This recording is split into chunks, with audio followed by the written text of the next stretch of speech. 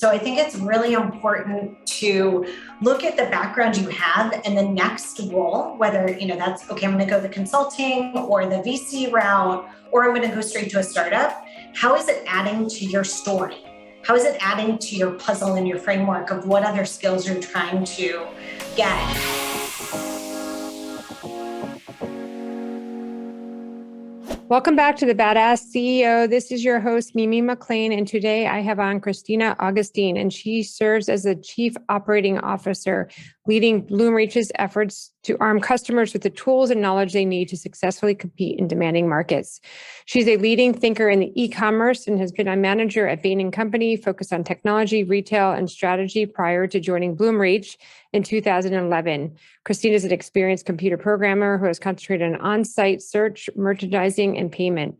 She has helped found e-commerce teams at both Hewlett-Packard and Walmart. Christina, thank you so much for coming on. I really appreciate it. I'm excited to hear about your company, Bloomreach, and all the exciting things that you're doing. And you've been with the company since Series B, which will be great to kind of talk about the whole financing, because that's a huge part of, I think, a lot of women struggle with, is getting financing for their companies. But yeah, so just talk to us about what Bloomreach does, and then also, how you came to join Bloomreach and how you now are Chief Operating Officer. Yeah, absolutely. Thank you so much for having me today. And Bloomreach is a commerce experience platform, and it is a big data company really focused on commerce. So the whole idea is to make sure that we are offering companies software that means that their consumers can find what they're looking for, they can convert better, they get quantifiable, measurable results from our software. And really, it's about making sure that commerce grows. Commerce is such an important part of everyone's daily life or their jobs. And so we want to make sure that we're growing commerce, not just for the companies that we work with, but for consumers, because commerce changes lives. So with that, I think you asked, how did I find Bloomreach and join? And I joined Bloomreach in 2011. Bloomreach was founded in 2009. And so we had about 30 customers, about 30 employees. And I found the company through Bain Capital. And so I was looking to get back into an earlier stage company, tech focused, and spoke to a number of venture capital companies about which of their portfolios is doing well, which ones are kind of interesting. And Bloomreach kept coming up as a company that was in stealth. No one really knew what they did, but they're killing it. And so that was very interesting.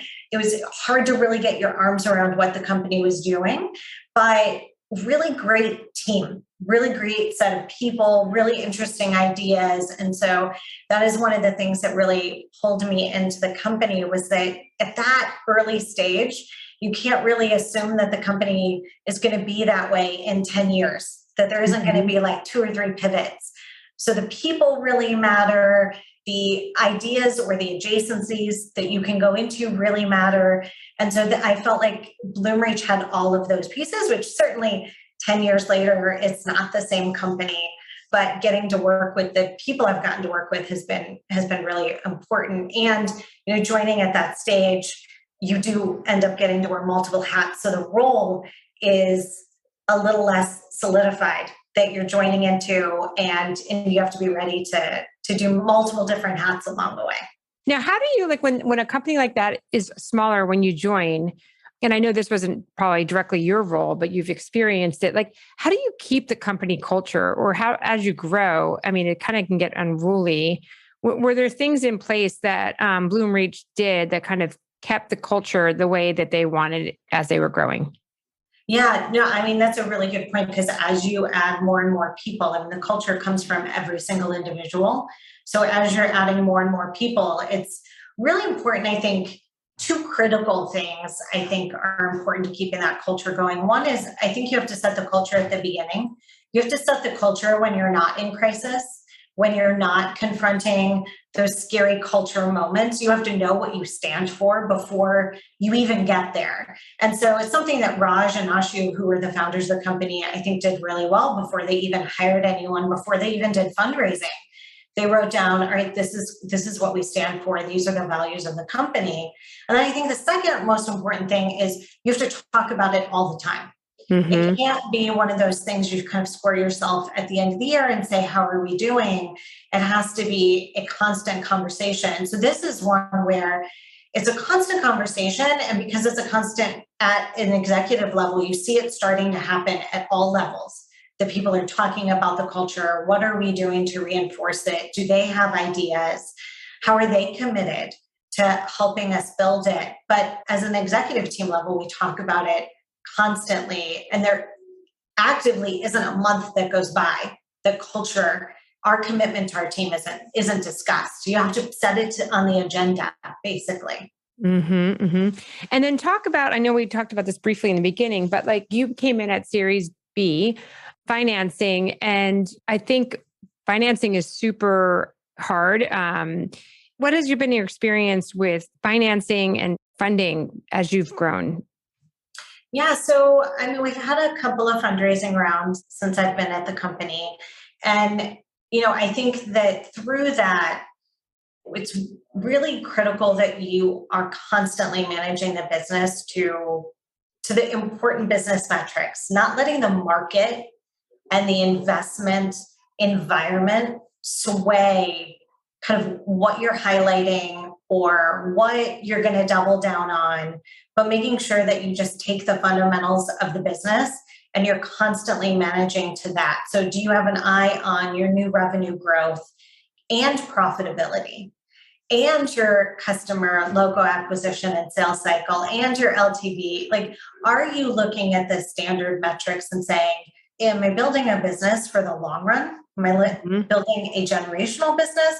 Because then, regardless of, we've certainly over the years with the financing rounds seen rounds where new logo growth is the only thing people were really looking at, and other rounds where people were saying, well, where are you on profitability? And other rounds where it's, okay, well, what's your rule of 40 or what's your net retention rate? And there have been different moves in the market. It's important to know what those are and what's being discussed. But I think if you're always running your business to those long-term metrics, to building a long-term sustainable company, you're going to be able to weather all of those different waves that are coming through. Mm-hmm. And what have you found to be the most challenging or difficult part of growing the business since you've been there? I think that one of the most challenging things is, as your business grows, how do you keep the entrepreneurial spirit? How do you keep the fact that a new product can fail? How do you make sure that you're not treating all of your new products or your new innovation like you're treating the long-term products, the ones that are stable and in the market?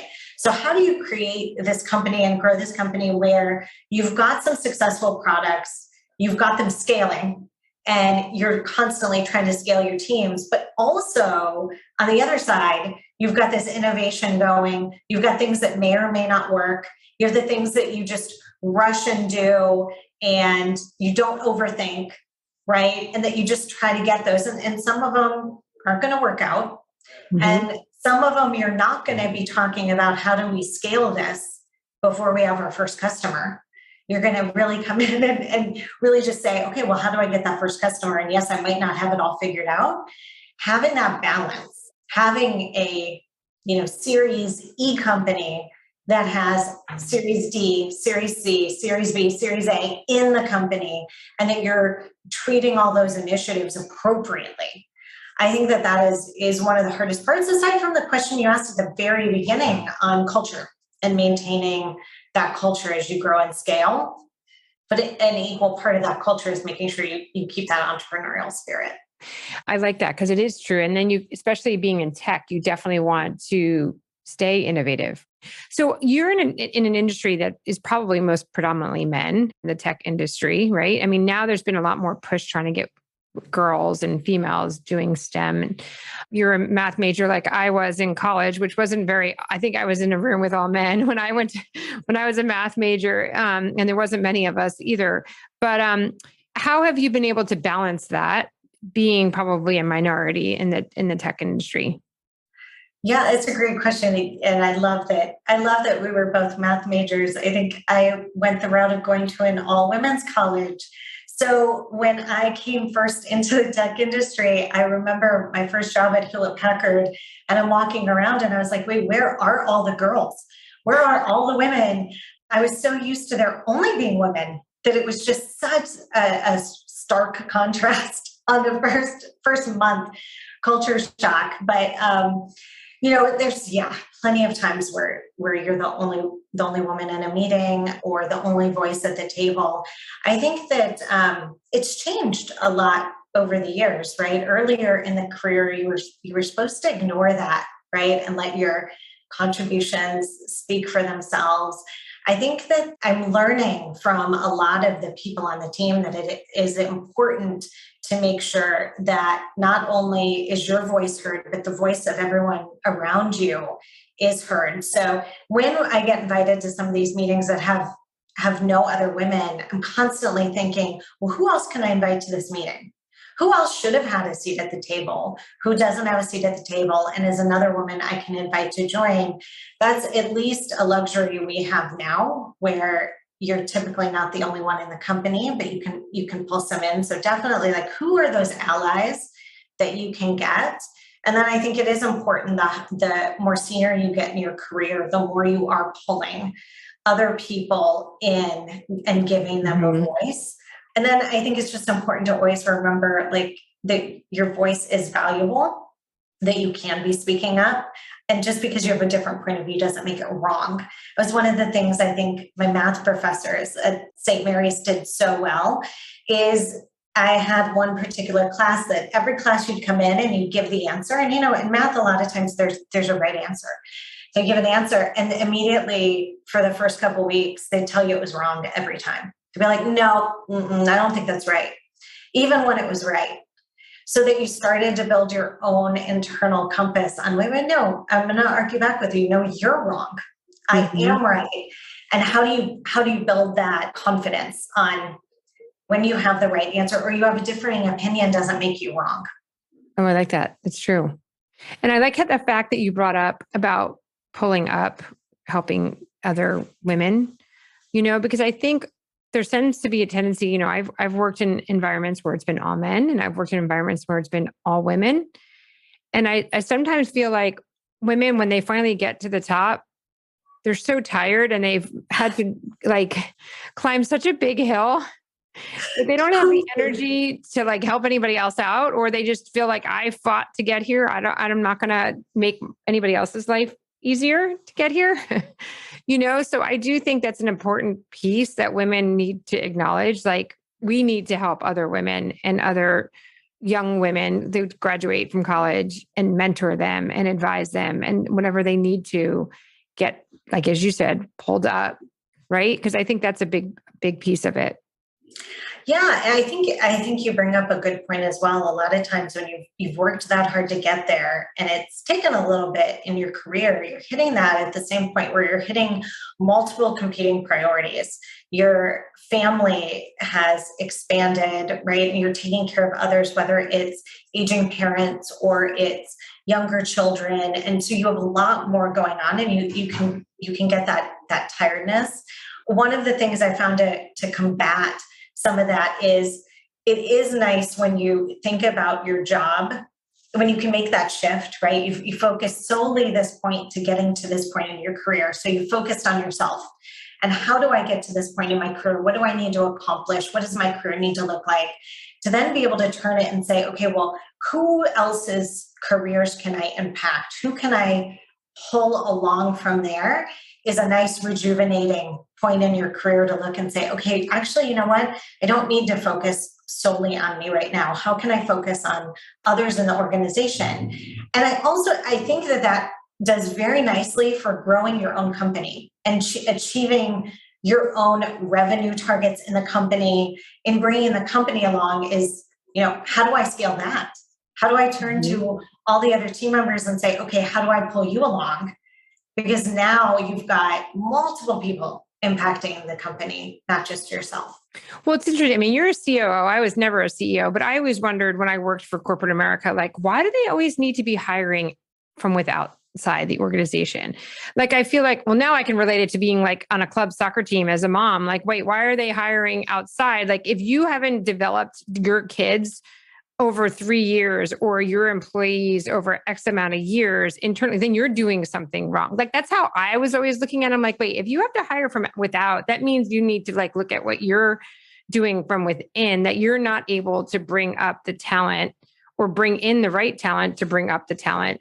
Right. I always like, if you have to hire the COO from outside, they're not going to know as much as someone who's been there for 10 years and made it through the system and knows everybody. And right. So I always like look at that. Like, I think maybe companies need to like you're saying, like pull from within and develop these other women to make sure that they get to more senior positions. Yeah. And I think it takes a longer time horizon to do that. Mm-hmm. So one of the things I appreciate is I think I had been at Bloomreach maybe a year, and Raj, our CEO and founder, we sat down and he was like, where do you want your career to go?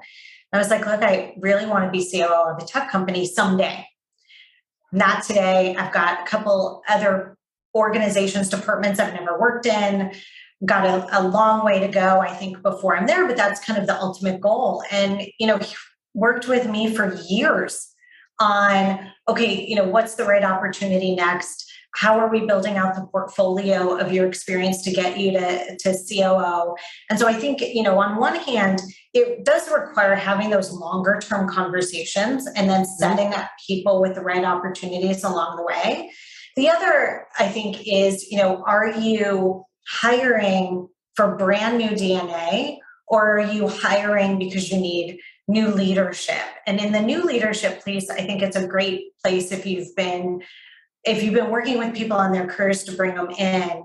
On the new DNA piece, if you're setting up the information security team for the first time for the company and no one has experience in information security yet, you're probably going to go outside and bring that leader in from the outside.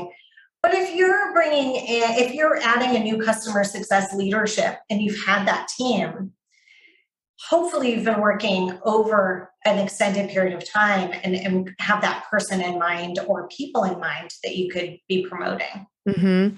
No, I had read somewhere, and I don't know if this is true or not. I'd love to hear your opinion, that a lot of times women don't get asked to be in C-suite positions at corporate jobs because the roles that they've tend to be in have been roles that were not profit roles. If it tends to be more marketing or PR, they're not P&L driven. And so if they don't have that P&L experience, they tend to be overlooked to be put into a C-suite. I don't know if that's true or not, but I would love your opinion on that, or any other opinion of why or what women can be doing in their careers to kind of prepare them for a C-suite position. Yeah, that's a really interesting. I'd heard the same thing as well. In fact, at one point, when I was leaving consulting, I worked with the career coach on kind of what would be the next right move coming out of consulting.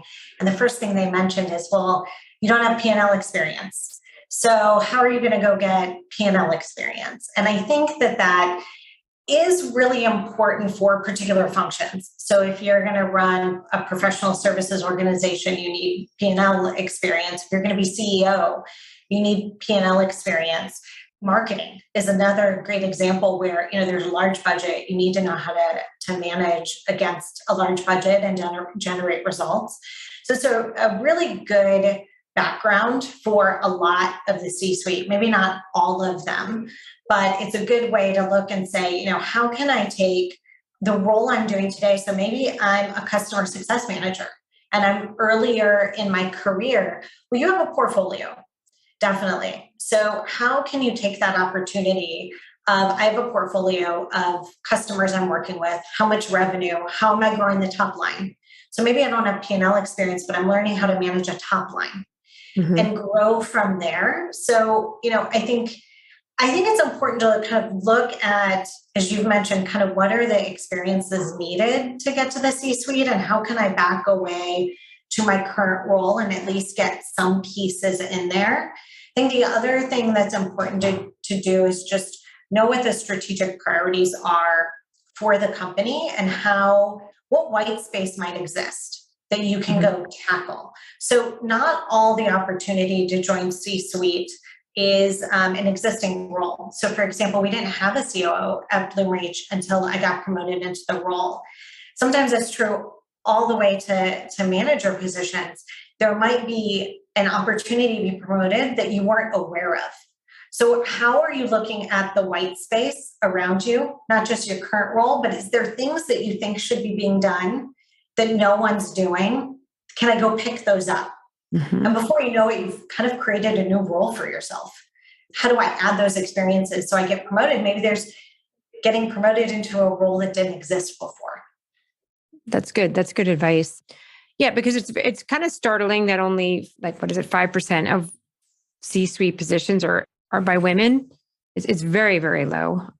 Like the book I wrote, I kind of try to dissect a little bit of why that is. And you can't just blame corporate America, right? I mean, women make choices to leave the workforce like I did, because it's balancing family and having a corporate job are really difficult. I mean, it's gotten a little bit easier than 30 years ago when I started out in corporate America, where there was no working from home and there was no, you had your 2 weeks vacation or 3 weeks vacation. That's it. Right. And I remember looking around in corporate America and being like, wait, these women are in their 40s with kids at home on a Saturday night and they're still in the office. And I was like, I do not want to be doing that. Like, that's not what I want to be doing when I'm 40 and it's my kid's birthday. And I remember one time my boss saying, oh yeah, it's my daughter's birthday today. And it was like a Saturday night. And I'm like, oh my gosh, like this is not what I want to be doing on my daughter's birthday on a Saturday night.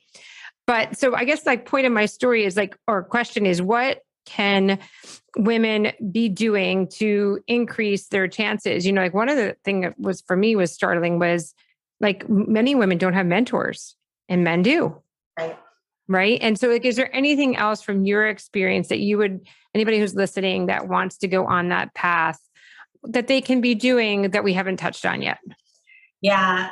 So it's a really good question and very tough. I agree with you that, I think a mentor is really critical. And I think that women have a hard time finding mentors for a couple of reasons. One, as you mentioned, it's hard to actually find someone that you look at and you can representation, right? Representation matters. And so, that can make it hard to find a mentor. I also think all the competing priorities as you get more tenured in your career, you're balancing work and family. Am I going to spend that extra hour getting, meeting with my mentor? Or am I going to spend that extra hour with my kids? All makes it really hard. And so given that, I think the most important thing you can do is join a company that is going to be supportive of you and that you're going to be able to look and find a mentor in. And that's hard to do when you don't know the company. So they tell you, to interview the company just as much as they interview you.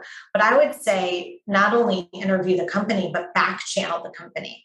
Right? LinkedIn makes it super easy now. You go on that company, you look at the C-suite, you look at VPs, managers, who do you know? How can you get connected? And you call up their friends and their connections, and you ask what those managers are like. You ask what that leader's like, because the best place to find that mentor typically is going to be within the company. Because it's not going to be extra effort to go out and find that mentor. You're not going to be viewing it as that extra hour. You're probably going to be meeting with them and they're going to see your work directly. And so, I've been very lucky to have Raj as a mentor for so many years, and he's super talented, but it's made it easier working with him because then you've got someone right there. Right. Versus having to, how many networking sessions, and are you really going to find a mentor, in the 30-minute networking session that you went to and build a relationship there? It's really hard. Right. Well, you bring up two good points. One is that it doesn't have to be a female to be a mentor. It can be a male. Yeah. And two, it doesn't have to be a formal, hey, will you be my mentor relationship, right? It can just be hey, I aspire to be this person. I can watch and see what they're doing. I can learn from them. Just, hey, can I sit in your office during my lunch break and just listen to you, craft a deal, whatever. It doesn't have to be a lot of skin off their back to help you out. Absolutely. Absolutely. I think that's such a great point, right? Can I shadow some calls? That's an easy ask. It's no time off of anyone. So it doesn't have to be that formal relationship. And I don't know, sometimes that formal relationship's really awkward to ask, right? Will you be my mentor? Can be really hard for people to ask, but can I join these calls? Can I watch this one meeting? Can I just grab 30 minutes and talk about my career? And do you have any ideas for me? Are all great ways to kind of develop that mentor relationship. Right. Or even for anybody who's listening, I had one time somebody's child said to me, "Oh yeah, I'm going to go and ask everybody he had a summer internship. He's like, I'm going to ask every, banker I'm working with if they'll give me 20 minutes if I bring them a cup of coffee and just tell me about their careers." Where they just went and just listened to their own, like their careers, just to like their path and how they got where they were at. Right. And just coming up with these ideas of not making it so formal and just learning as much as in networking. Right. That's probably pretty important. I love that because everyone's path is different, right? Some people make their own path, and knowing all of those different stories and paths, I think gives you a ton of options. One of my favorite genre to read actually is people's autobiographies. I love autobiographies because you are just reading multiple stories, multiple either things people went through or different paths in a career. I think it helps you get kind of creative in a lot of ways. It doesn't have to all be the same path. Yep. Well, speaking of that, last question is, would you recommend for women who are graduating from college, business school to go down the Bain Capital, consulting route or do a startup route? I totally think it depends on your background. So I was a software engineer in the very early part of my career. And so when I went to business school, I really felt like all of those elements of business school I hadn't done. And so consulting made a lot of sense to me that I could just pick up as many of those experiences, all those cases as I could. But when I talk to some other people who already have that business background, it may not make as much sense for them. So I think it's really important to look at the background you have and the next role, whether, that's okay, I'm going to go the consulting or the VC route, or I'm going to go straight to a startup. How is it adding to your story? How is it adding to your puzzle and your framework of what other skills you're trying to get? I super enjoyed my consulting experience and the team I got to work with. I thought it was very valuable. And honestly, I use a lot of it every day. But I also had a very different background coming in, very technical. When I went to business school, I didn't know any of the financial pieces, hadn't seen a balance sheet before. That was a very long night of casework when we got the balance sheets. A lot of begging my friends to help me. And so you have to look at the different skills that you're adding and what makes most sense for your next step. That's great. Well, thank you so much. I really appreciate this, Christy. Is there anything else you want to end on that we haven't covered? But I think we covered a lot of territory. Yeah, I think so. I think we did. Thank you so much for having me. Thank you so much. And take care. Yeah, you too.